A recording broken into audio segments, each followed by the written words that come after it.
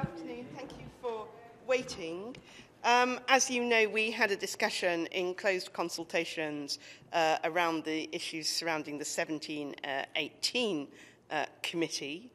The majority of the Council is very keen that the Council can make progress in support of the committee, and I just want to pay tribute to the Dutch Ambassador, who has been an outstanding chair of what is one of the most difficult and challenging sanctions committee that the Security Council has.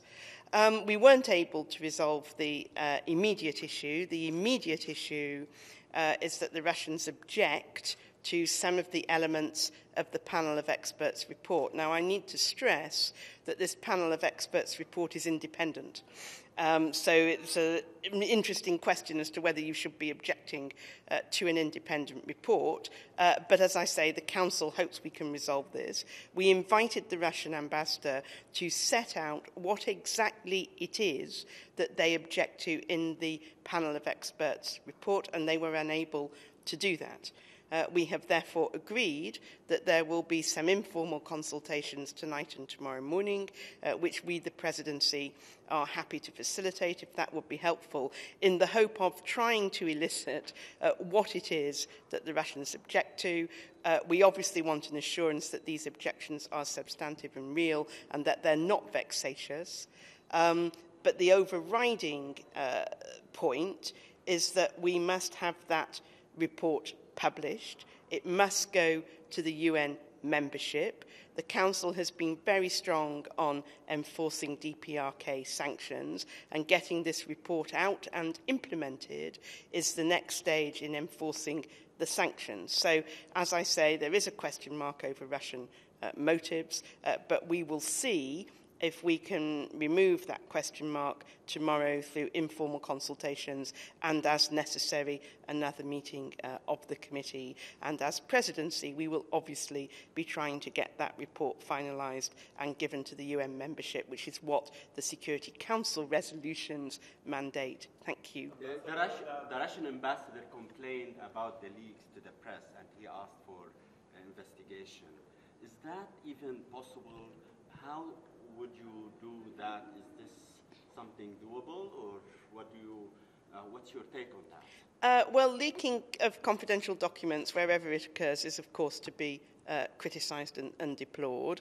I don't know enough about the UN system to know how one would go about an investigation, but I think we certainly share the concerns of others on the Council that confidential reports get leaked. Yes.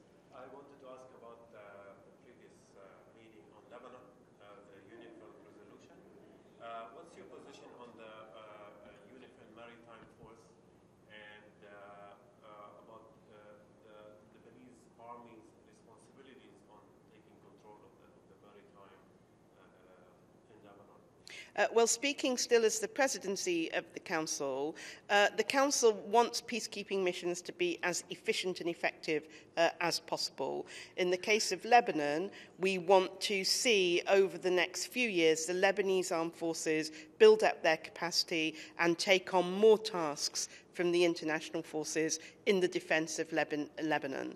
And they are the only legitimate defenders of Lebanese territory in that respect, and the Maritime Task Force is included in that desire to have a more effective and efficient set of capabilities, but also to see capabilities and tasks gradually transferred to the Lebanese state forces themselves. And the Council pledges in the resolution, which was adopted unanimously, to enable that and to help the Lebanese armed forces continue to build their capacity.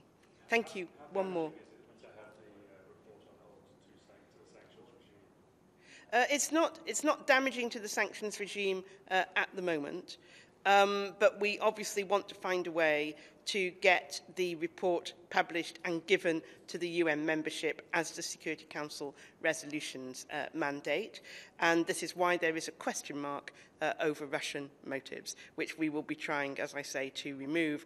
But ultimately, we may need to come and explain or ask the Russians to explain in public quite why they are going about this, when the Council has so far been united on DPRK sanctions, and that has been a really critical part of getting DPRK to the table Thank you very much, everybody.